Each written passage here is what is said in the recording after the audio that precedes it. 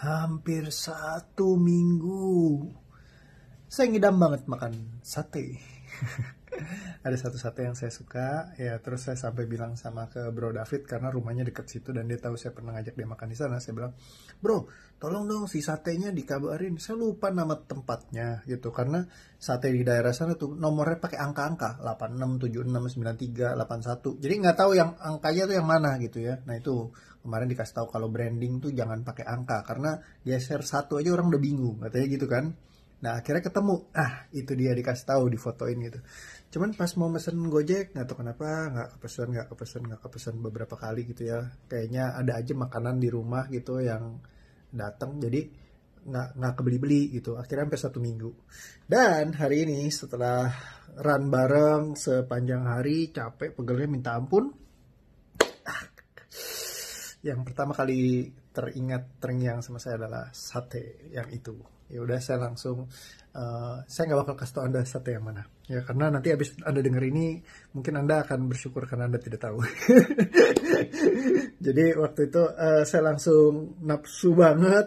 Ya karena udah 1 minggu nih udah ngebet makan sate ini gitu, sudah nongkrongin berkali-kali gitu. Saya udah ngomong juga sama istri saya mau ke tempat sate, tapi nggak jadi-jadi gitu. Kemarin ini sempet mau pergi ke sana, itu juga nggak jadi. Aku nggak tahu tuh kenapa ya kemarin, ya lupa tuh. Kayaknya bukan kemalaman ya, selang ambil jalan apa gimana. Nah akhirnya nggak jadi ke sono.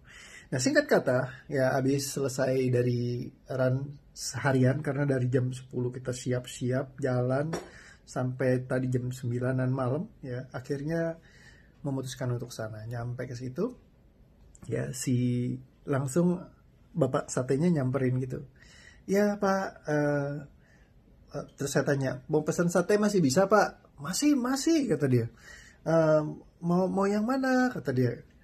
Saya mau sate daging campur sama sate kulit gitu. Terus mau berapa pak? Ya ada porsinya berapa? Satu porsi isi 10 kata dia gitu. 10. Aku bilang 7 sama 8 deh. 7 sama 8 deh. Lah si bapaknya lagi sakit. Saya langsung paranoid. Damn, hari gini lagi corona, batuk-batuk jalan sate, pingsan lah gue. Langsung mikir, aku harus gimana ya. Tapi udah kepalang order. Ya udahlah, kalau misalkan sampai nggak beli kan kesian juga. Ya udah akhirnya beli. Begitu sampai di mobil, saya muter otak 9 kali. Istri bilang, kamu masih mau makan ya terserah kamu sih kata dia. Karena apa? Dari dulu program bawah sadar saya adalah saya selalu diajarkan kalau makan itu harus dihabiskan, jangan dibuang, karena kalau dibuang sayang itu sesuatu yang mubazir. Ya.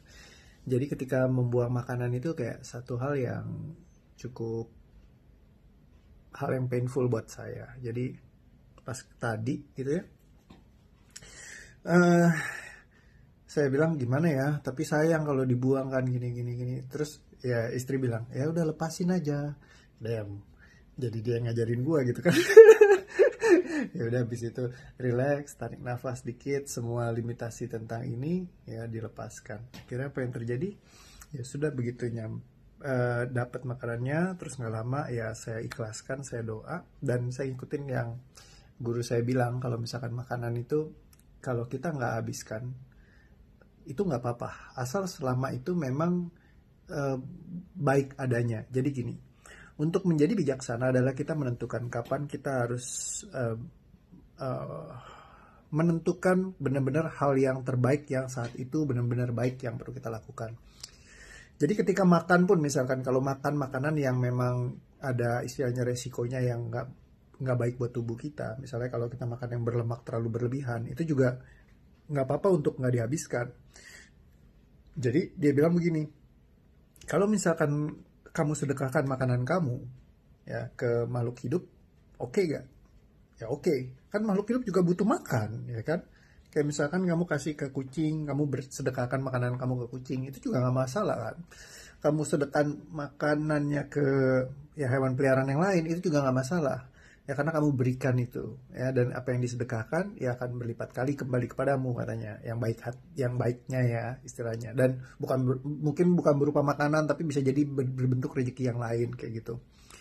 Minimal rezeki kesehatan. Ketika misalkan memang itu tidak baik buat kita berikan, kita jadi dapat kesehatan ya. Karena kan kita jadi nggak makan makanan yang mungkin bisa beresiko untuk mengganggu kesehatan kita. Nah jadi saat itu saya keinget lagi, guru saya bilang kalau misalkan sampai 1-2 makhluk Tuhan aja yang kita masih kasih makan, itu kan baik sekali. Bagaimana kalau ada ribuan makhluk Tuhan yang diberi makan? Oh, maksudnya gimana Pak? Nah, ketika kamu ketika kamu sedekahkan ya makanan itu ke tempat sampah, sebenarnya di sana itu sudah banyak bakteri pengurai yang menunggu. Ya ada ribuan mungkin bakteri pengurai yang siap untuk menguraikan si makanan tersebut. Jadi kayak kita kasih makan makhluk Tuhan yang lain ya. It make sense juga saya bilang ya. Ketika kita memang secara mungkin kalau kita makan jadi tidak nge-serve kita dengan baik, ya jadi saya bisa memberikannya kepada bakteri pengurai itu dan mereka semua ya berpesta poralah dengan makanan yang nikmat, ya kan? Nah biasa dikasihnya yang sisa-sisa yang bekas-bekas, ini kasih yang benar-benar baru gitu kan, dan lagi nikmat-nikmatnya dikasih. Ya kalau mereka punya indera pengecap, mungkin mereka akan sangat bersyukur dengan makanan yang sangat mantap itu. Ya jadi akhirnya dengan awalnya setengah hati sedih hati saya, karena saya udah bayangin udah craving 7 hari itu udah kayak ngidam banget. Udah datang ke sono jauh-jauh. Kemarin datang sebelumnya hampir datang nggak jadi. Pas udah datang ke sana, udah tinggal beli gitu ya. Ya nggak bisa. Sampai dipegang di tangan nggak bisa dimakan kan? Karena ya resiko sih. Ya saya lebih memilih untuk sesuatu yang tidak meresikokan. Saya bisa aja makan, ya. Tapi saya beruntung istri saya kasih ya. Kalau kamu mau ya silakan, kalau enggak ya sudah. Tapi kamu tahu resikonya. Ya di saat itu saya jadi bisa memutuskan, oke, kalau misalkan saya makan akan misalkan anggaplah aman. Tapi mungkin istri saya akan kayak khawatir kali ya, mungkin ya. Ya jadi saya lebih memilih mana yang lebih happy buat saya dan mana yang lebih happy buat dia juga. Sehingga akhirnya ya saya memilih untuk mensedekahkan kepada para bakteri pengurai. Nah, jadi banyak sekali orang yang biasanya kesulitan untuk menjaga berat badan mereka ya karena program bawah sadar yang dibilang kalau misalkan makan harus dihabiskan. Ya karena kalau nggak dihabiskan sayang, ya mubazir atau semacamnya, ya sehingga semuanya bergerak dari sebuah keharusan untuk menghabiskan makanan. Nah, di sini cilakanya.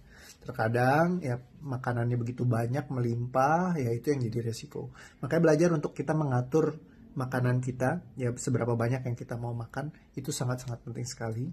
Dan juga belajar untuk kita juga mensedekahkan, mendonasikan makanan kita kepada bakteri pengurai jika seandainya memang makanannya sudah terlalu berlimpah atau berlebihan, sehingga mungkin tidak baik untuk tubuh kita. Ya, jadi seperti itu. Nah, so mungkin tips ini bisa digunakan, ya. Yang pasti kalau misalkan ada limitasi yang jadi menjadikan Anda sebuah keharusan untuk makan atau ya semacamnya seperti itu, ya silakan dilepaskan saja supaya tidak dipelihara. Oke, so itu aja videonya hari ini. Baterainya juga udah mau habis. Terima kasih ya. Semoga next bisa ngeliat lagi. Thank you buat supportnya di video-video saya sebelumnya. Ya dan saya senang banget lihat komen-komennya teman-teman semua. Dan setiap komen-komen teman-teman bikin saya lebih semangat lagi untuk bisa terus bikin video lagi ya. Semoga ini bisa bermanfaat dan bisa bantu Anda untuk bisa lebih bijaksana lagi dalam menentukan dalam perjalanan kehidupan Anda. Thank you. See you again. Bye-bye.